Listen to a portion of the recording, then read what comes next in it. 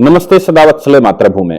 हम लोग आज की चर्चा करने जा रहे हैं किस प्रकार कोई राज्य सरकार कैसे कन्वर्जन करती है, राज्य को खत्म करती है।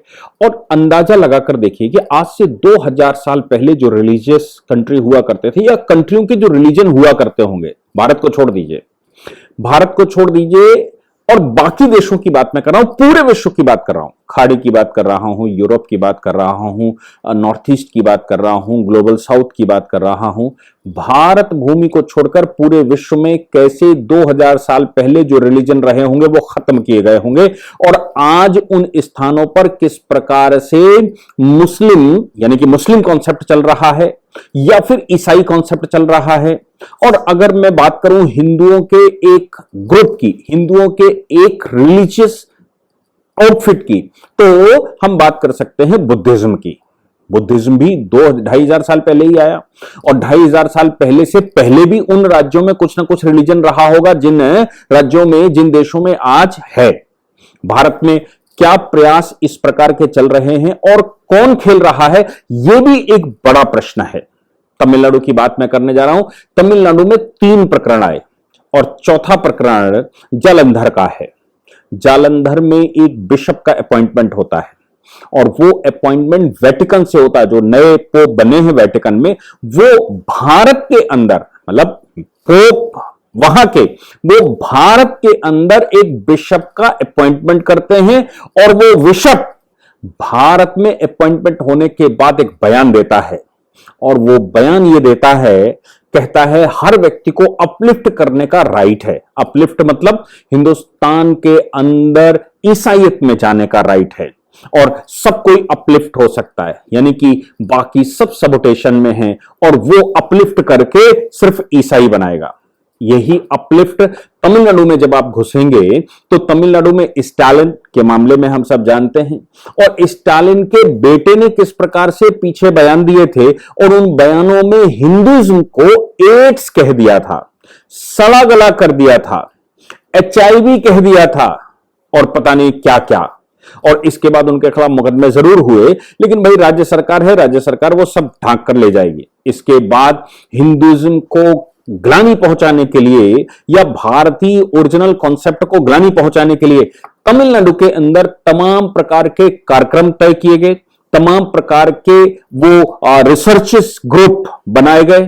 तमिलनाडु की सरकार उसके पीछे खड़ी थी और तमाम प्रकार के सेमिनार ऑर्गेनाइज किए गए। आप सोचिए, वो उनका सबका सिर्फ एक उद्देश्य, और वो उद्देश्य ये कि हिंदुइज्म सड़ा गला है, जबकि ये माना जाए हिंदू प्योर वैज्ञानिक है, ये माना जाए हिंदू रिलीजन नहीं धर्म है, ये माना जाए रिलीजन हिंदू में सबऑर्डिनेट पोजीशन रखता है जबकि प्राइमरी पोजीशन धर्म रखता है। जो नास्तिक है वो भी हिंदू हो सकता है, नास्तिक है वो वैज्ञानिक हो सकता है। जो नास्तिज्म की डेफिनेशन भी समय पर बदली गई। एक समय पर प्राचीन काल में डेफिनेशन के रूप में जो वेद पढ़ता है, जो वेद को मानता है वो आस्तिक, और जो वेद को नहीं मानता वो नास्तिक कहा गया। उसको आस्तिक दर्शन और नास्तिक दर्शन। भक्ति मार्ग पर जब आप आएंगे तो वो ये कहते हैं जो भक्त है, जो भगवान को मानता है वो आस्तिक और जो नहीं मानता वो नास्तिक। लेकिन आस्तिक और नास्तिक दोनों ही हिंदू हैं। जो वेद मानता है वो भी हिंदू है, जो वेद नहीं मानता वो भी हिंदू है, जो भगवान मानता है वो भी हिंदू है और जो नहीं मानता वो भी हिंदू है। इसका मतलब यह हो गया कि वे ऑफ लाइफ यहां प्रिवेल करती है और यही कारण है कि विश्व में सब कुछ परिवर्तन के बावजूद भारत एक ऐसा देश है जहां अभी हिंदुइज्म बचा हुआ है। 2000 साल पहले जिन देशों के जो रिलीजन थे वो जड़ से खत्म हो गए और नए नए रिलीजन आए, नए नए प्रोपाउंडर्स आए। उन्होंने अपनी वाणी में इस्तेमाल किया कि हम तो 1,36,000 किसी ने कहा और किसी ने कहा कि हमारे तो इतने पैगंबर आ चुके हैं, हम तो यहां से शुरू हुए। उनके पास कोई डिटेल और डाटा नहीं। समय समय पर वो अपना उनके उलेमा, मौलवी या पादरी कुछ कहानियां गढ़ते रहते हैं और कुछ नए टेक्स्ट लिखते रहते हैं और लिखने के बाद लोगों को ज्ञान पेलते हैं और उन ज्ञान में ये बताते रहते हैं कि ऐसे ऐसे हुआ, जबकि हिंदुइज्म में ऐसा करने की आवश्यकता नहीं होती। तमिलनाडु के अंदर एक प्रकरण तो यह आया कि एक सज्जन जो मिलिट्री रिटायर्ड ऑफिसर हैं, उन्होंने 4 करोड़ रुपया मंदिर को दान दिया। मतलब आदमी की श्रद्धा कहां पर, यह बताया गया कि उनकी श्रद्धा इस लेवल पर है कि उन्होंने 4 करोड़ रुपया मंदिर को दान किया। उनकी बेटी ने उनकी सेवा करने से मना कर दिया या कुछ अनबन हुआ तो उनके उत्तराधिकार के रूप में भगवान को, उन्होंने रामलला को या भगवान को, भगवान के बाल रूप को अपना बच्चा माना, उत्तराधिकारी माना और उनको प्रॉपर्टी दे दी। दूसरी बात आती है कि एक मंदिर पर, एक मंदिर जो कि एक हिल पर है, थिरुपरंकुंद्रम हिल। अब वहां पर मंदिर है और मंदिर हम सब जानते हैं कि हमारे देश में जहां कहीं भी मंदिर बने, एक पार्टिकुलर एजेंडे के तहत या तो उनको तोड़कर कुछ बनाया गया या फिर उसके नहीं तोड़ पाए तो अगल बगल जमीन किसी प्रकार से कब्जा करके सरकारी जमीन पर बैठकर या किसी न किसी प्रकार से वहां उसको खरीद कर, चंदा इकट्ठा करके खरीद कर, ज़कात का पैसा इकट्ठा करके या फिर 2 अगरबत्ती लगाकर अनैतिक कब्जा करके, या तो कोई मजार बनाई गई या कोई दरगाह बनाई गई या कुछ और बनाया गया और वहां से बढ़ते बढ़ते उसको बड़ा विशाल रूप दे दिया गया और रिलीजियस स्ट्रक्चर बना दिया गया। अब एक हिल पर जो कि जानी जाती है एक मंदिर के नाम से, उस मंदिर में सेक्रीफाइस करना, उस मंदिर के अगल बगल मीट मछली बेचना, ये सब हम सब जानते हैं धार्मिक स्वरूप कैसा है। इस धार्मिक स्वरूप के बाद वहां दरगाह बनाई जाए और अब जब यह मांग की जाए कि भाई पिटीशन ये डाली जाए कि भाई वहां पर मंदिर है और मंदिर को किस प्रकार से बचाया जाए, मंदिर के अगल बगल इस्तेमाल करने से, मीट मछली इस्तेमाल करने से रोका जाए। ऐसी पोजीशन में जब हाई कोर्ट में केस जाता है तो हाई कोर्ट में 2 जजेस स्प्लिट्स वर्शिप वो देते हैं वर्डिक्ट। एक कहता है कि नहीं, हिंदुइज्म में भी तो सेक्रीफाइस होता है, इसलिए हिंदुओं का अगर मंदिर है और वहां दरगाह का स्थान है तो फिर दरगाह के स्थान पर या दरगाह की वजह से वहां सेक्रीफाइस होता है तो मंदिर को क्या आपत्ति होनी चाहिए, क्योंकि हिंदुओं में भी बहुत सारे मंदिर हैं जहां पर ऐसा होता है। दूसरे ऑनरेबल जज ने यह कहा कि नहीं, ये मंदिर का स्थान है, पवित्र स्थान है, इस पवित्र स्थान पर उस हिल पर सेक्रीफाइस करना, उस हिल पर कुर्बानी देना, उस हिल पर किसी की बलि चढ़ाना ठीक नहीं है। यह हिंदुओं की धार्मिक आस्था को ठेस पहुंचाना है। आप सोचिए, स्प्लिट वर्क के वर्डिक्ट का मतलब है दोनों ने अलग अलग वर्डिक्ट दी। अब वो चीफ जस्टिस के पास जाएगा, चीफ जस्टिस तीसरा जज अपॉइंट करेगा, तीनों बैठकर अब ये तय करेंगे या फिर कुछ बड़ी बेंच उस पर बनाएंगे कि वाकई में इन मामलों का क्या होना चाहिए। कहां तक घुस गया है मामला। चौथा प्रकरण जो तमिलनाडु का है वो बड़ा खतरनाक है। आप सोचिए कि तमिलनाडु की सरकारी मशीनरी कि किस स्तर पर यह सब खेलने जा रही है। उससे पहले मैं बताऊं, उससे पहले एक और प्रकरण आया। तमिलनाडु में एक ट्वीट वायरल हुआ। कोई प्रशांत रंगस्वामी हैं, वो चेन्नई के अंदर मकान ढूंढने गए होंगे, फ्लैट ढूंढने गए होंगे। किसी फ्लैट के आगे एक बोर्ड लगा था, उस बोर्ड पे लिखा था, sorry sir, looking at veg families only. यानी कि हमारे घर में हम केवल शाकाहारी परिवारों को स्थान दे सकते हैं, हमारे यहां शाकाहारी परिवार ही आमंत्रित हैं, यानी कि हमारे इस घर में शाकाहारी लोग ही आ सकते हैं। अब वो उन्होंने ट्वीट कर दिया, ट्वीट करके कहा कि भाई अब तो ये तो खाने पीने के आधार पर ये सब कुछ कर रहे हैं, ये खाने पीने के आधार पर बताइए कमरे और मकान भेदभाव चल रहा है। अरे भाई, मैं वेजिटेरियन हूं, मैं अपनी बात बता रहा हूं, मैं वेजिटेरियन हूं, मैं ऐसे होटल पर जाता भी नहीं हूं, झांकता भी नहीं हूं जहां अंडा बिकता है, जहां इस प्रकार की कोई गतिविधि हो सकती। ठोक परख कर हम उस होटल में कभी अगर बाहर निकले, कभी खाना पीना हुआ तो ठोक परख कर देखते हैं कि इस होटल में कहीं कोई नॉनवेज तो नहीं, शुद्ध शाकाहारी है। और शुद्ध शाकाहारी होने के साथ शाकाहारी भोजन का पालन करने वाले लोग ही यहां कारीगर हैं। ऐसा तो नहीं है कि वो मांसाहारी लोग भोजन बनाते हों। ऐसी किसी बारात में मैं नहीं जाता जहां मांसाहार का जरा सा भी अंदाजा लगता है। मैं यहां तक कि किसी के यहां जब जाऊं और मुझे यह भी पता लगे कि ये प्याज लहसुन का इस्तेमाल करता है, तो मैं उनसे पहले कहता हूं कि मेरा भोजन बिना प्याज लहसुन के बनेगा। मैं प्याज लहसुन नहीं खाता। अगर किसी दुकान पर प्याज लहसुन का इस्तेमाल भी होता है और वो कहता है कि नहीं हमारा अलग सिस्टम है, तो मैं उससे कहता हूं हाथ धोकर तब मुझे परोसना वेज खाना, नहीं तो नहीं परसना। यानी कि वो हाथ धोएगा, अगर प्याज लहसुन का इस्तेमाल करता है, जनरली करता है, तो फिर वो हाथ धोकर परसेगा तो मैं खाऊंगा, अदरवाइज नहीं खाऊंगा। प्याज लहसुन अगर अगल बगल रखा जाता है उन्हीं यूटेंसिल से, उससे वो खाना इधर से उधर करता है, तो हम भोजन नहीं करते। बहुत बार ऐसा होता है कि मैं पार्लियामेंट में गया, पार्लियामेंट में बैठक मतलब एक कार्यक्रम में था और वहां मैंने पूछा कि इसमें प्याज लहसुन, तो उन्होंने कहा सर सब में पड़ा है। हमने भोजन नहीं किया। आयोजकों ने कहा कि हम आपको दही दे देते हैं, दही से रोटी खा लीजिए, हमने खाई। और बहुत बार ऐसा भी हुआ कि कोई व्यवस्था नहीं होती तो हम पूरे दिन, एक दिन 2 दिन भूखे रहते हैं, कुछ और फल फूल खाकर काम चलाते हैं। ये मेरा स्वभाव है। मैं अगर ये भारतवर्ष की प्रकृति है, इसमें तो क्या बुराई है, लेकिन वो विषय खड़ा किया जा रहा है वहां पर कि साहब ये कैसे कर सकते हैं। तमिलनाडु एक ऐसा प्रदेश है जिस प्रदेश के अंदर सबसे बड़े सात्विक वेजिटेरियन लोग पाए जाते हैं। भगवान के भक्तों की बात करें तो मैं मानता हूं कि दक्षिण में जो मंदिरों का विशाल स्वरूप दिखता है और जो दक्षिण में नियम पालन का स्वरूप दिखता है वो अद्वितीय है। इसलिए वहां अभी पालन करने वाले लोग हैं, और है नहीं, बहुत विशाल संख्या में हैं। तमिलनाडु में अगर कोई कहता है कि मेरे फ्लैट में मांस मदिरा मच्छी नहीं बनेगी, मेरे फ्लैट में केवल ऐसे लोग आ सकते हैं जो वेजिटेरियन हो, नॉन वेजिटेरियन को नहीं देता, घिन लगती है भाई। मुझे तो घिन लगती है। अगर कोई नॉन वेज का इस्तेमाल करता है और मुझे पता लग जाए कि जिसके घर मुझे जाना है ये नॉन वेज का इस्तेमाल करता है, तो मुझे अंदर से फीलिंग आती है। हम उसके घर नहीं जाते, दरवाजे पर बात करते हैं अगर करनी है तो, नहीं जाते, क्योंकि ये फील आता है कि वो अगर पानी भी पिलाएगा तो उन्हीं हाथों से वो ये करता होगा, उन्हीं हाथों से वो करता होगा। ये हमारा अपना स्वभाव है, ये हमारा स्वभाव नहीं, ये हमारी संस्कृति का मेरे अंदर संस्कार है। मैं किसी के संस्कारों पर प्रश्न नहीं खड़ा करता, लेकिन मैं नहीं जाता, इसलिए मैं अपने घर में किसी को क्यों आने दूं, यह भी सवाल है।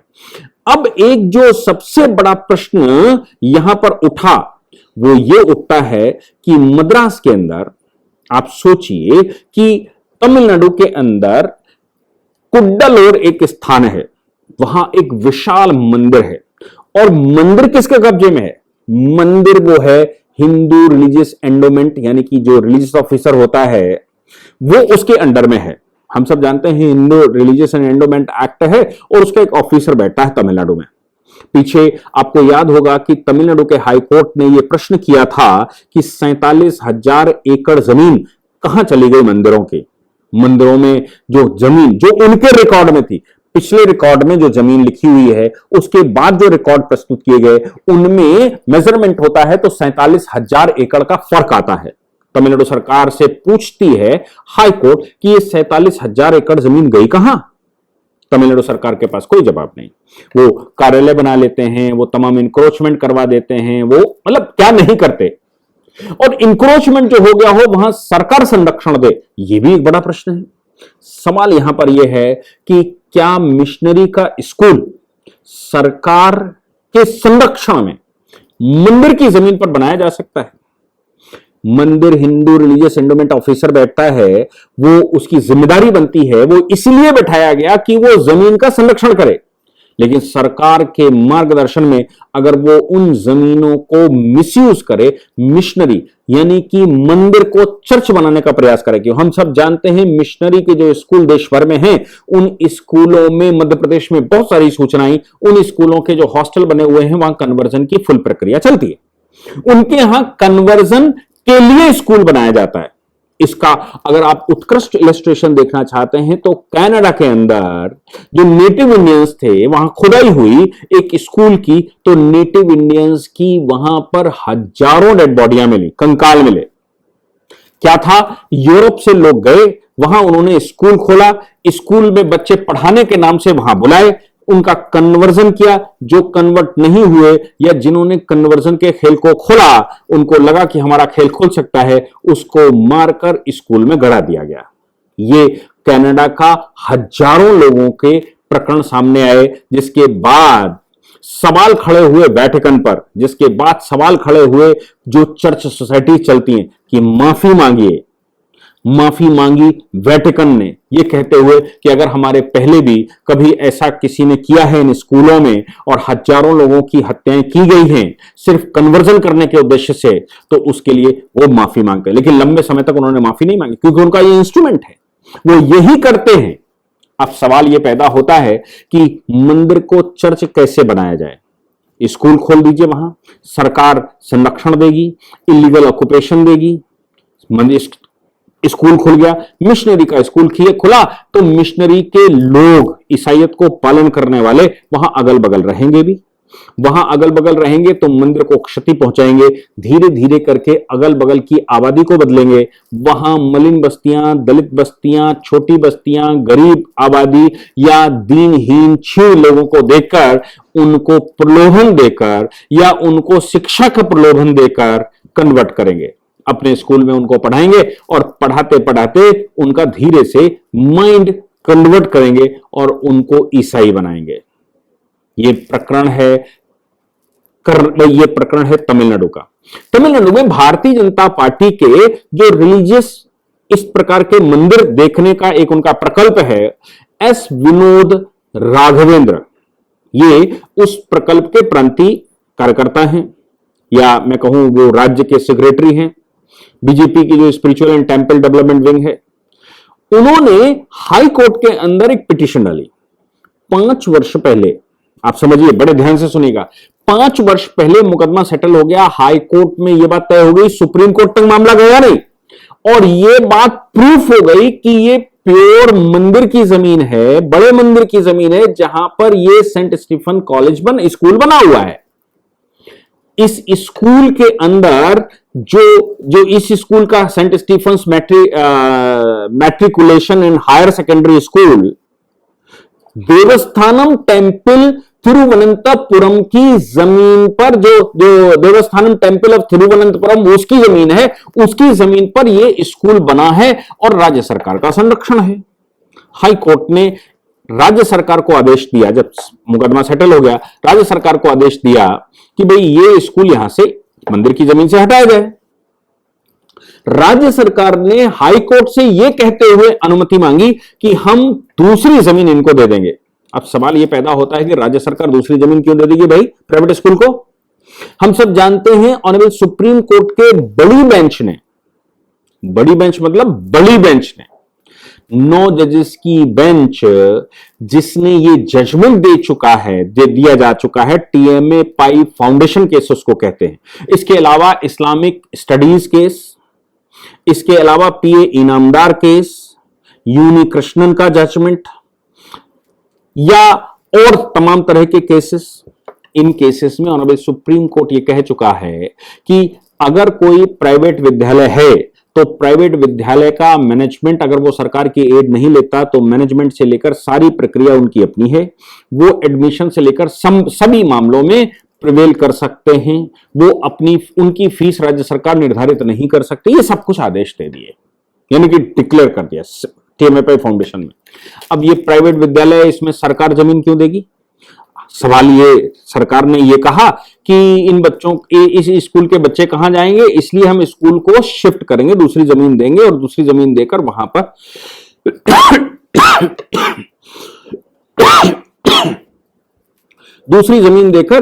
पर हम विद्यालय बना देंगे। मैं कहता हूं इस स्कूल के बच्चों के लिए वहां सरकारी स्कूल नया क्यों नहीं बन सकता? अगर आप जमीन देने को तैयार हैं, राज्य सरकार एक सरकारी स्कूल बना सकती है और सरकारी स्कूल में इन बच्चों को शिफ्ट किया जा सकता है। लेकिन राज्य सरकार ने क्या कहा? क्योंकि राज्य सरकार का संरक्षण था देवस्थानम की भूमि पर स्कूल बनाने के पीछे, राज्य सरकार पूरी लगी हुई थी, इसलिए राज्य सरकार ने 5 वर्ष पहले यह आश्वासन दिया कि हम इसको जमीन लेकर और दूसरी बना देंगे। 5 वर्ष बीत गए, बाद में हाई कोर्ट में फिर कंटेम्प्ट पिटीशन गई। हाई कोर्ट ने कहा कि भाई 5 वर्ष हो गए, ये स्कूल ना तो टूटा, ना अल्टरनेट स्कूल बना, ना ये जमीन छोड़ी गई, कौन करेगा ये? अब राज्य सरकार तो नेता लोगों की है। नतीजा निकला, ऑनरेबल हाई कोर्ट ने 5 आईएएस ऑफिसर्स के खिलाफ, 5 आईएएस ऑफिसर जो कि तमाम डिपार्टमेंट, कंसर्न डिपार्टमेंटों के हेड हैं, जो जो इसमें इन्वॉल्व हो सकते थे, उनके खिलाफ कंटेम्प्ट नोटिस किया है। Department of revenue, disaster management, department of school education, department of tourism, culture, Hindu religious and charitable endowment, department of Hindu religion के कमिश्नर और डिस्ट्रिक्ट कलेक्टर कुडालूर, इन सभी के खिलाफ कंटेम्प्ट का केस शुरू कर दिया है कि मंदिर की जमीन, अभी तो 47,000 एकड़ सरकार बता नहीं पा रही है, ऊपर से ये प्रकरण सामने आ रहे हैं कि मिशनरी के स्कूल खोलकर, जहां मिशनरी का स्कूल खुलता है वहां एक प्रेयर हॉल भी होता है, वहां एक चर्च भी छोटा मोटा बनता है, नहीं तो जगह मिल जाए तो बड़ा मिलता है, और वहां तमाम तरह की कन्वर्जन की गतिविधियां चलती हैं। हमको समझ नहीं आता, ये मिशनरी के स्कूलों में, मिशनरी के स्कूल खोले ही भारत में कन्वर्जन के लिए गए थे कि कन्वर्जन कैसे करवाया जाए, हिंदुओं को कैसे यहां पर ईसाईयत स्वीकार करवाई जाए, बिल्कुल वैसे ही जैसे यूएस में या अमेरिका की पूरी land, north America, south America दोनों की बात कर रहा हूं, इन सब जगहों पर कैसे ईसाईयत फॉलो करवाई जाए, वहां ईसाईयत इसी प्रकार से पूरी फॉलो करवाएगी। हम तो केवल भारत के लिए धन्य थे कि भारत बच गया, क्योंकि हमारी सांस्कृतिक विरासत बहुत गहरी है, हमारी जड़ें बहुत गहरी हैं, हिंदुइज्म के पीछे साइंटिफिक इतिहास है, साइंस है, इसलिए हम उसको फॉलो करते आए। पर ये सदैव बना रहेगा यह आवश्यक नहीं।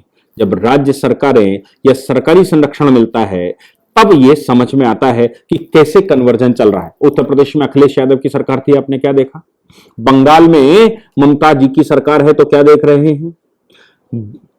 पंजाब में भगवंत मान की सरकार है तो वहां ईसाईयत का क्या देख रहे हैं? तमिलनाडु का हाल हम सब देख रहे हैं, इस समय कर्नाटक में देख रहे हैं, केरला में देख रहे हैं। आप समझ लीजिए कि लोग कहते हैं कि रिलीजन से क्या होता है, नाम परिवर्तन से क्या होता है, सरकारें रिलीजन आधार पर क्यों हो? कम से कम भारत की अस्मिता बचाने के लिए तो भारतीय मूल के स्वभाव की सरकारें चाहिए, जो भारत को भारत समझे, भारत के मूल चरित्र को बरकरार रखें। नहीं तो प्रयास तो अंग्रेजों ने किए, आज ये जो काले अंग्रेज बैठे हुए हैं वो भी वही प्रयास कर रहे हैं। इतना नुकसान अंग्रेज नहीं कर पाए, इतना नुकसान मुसलमान नहीं कर पाए, जितना आज की तारीख में बैठे इन काले अंग्रेजों ने भारत का किया है। जय हिंद, जय भारत, वंदे मातरम।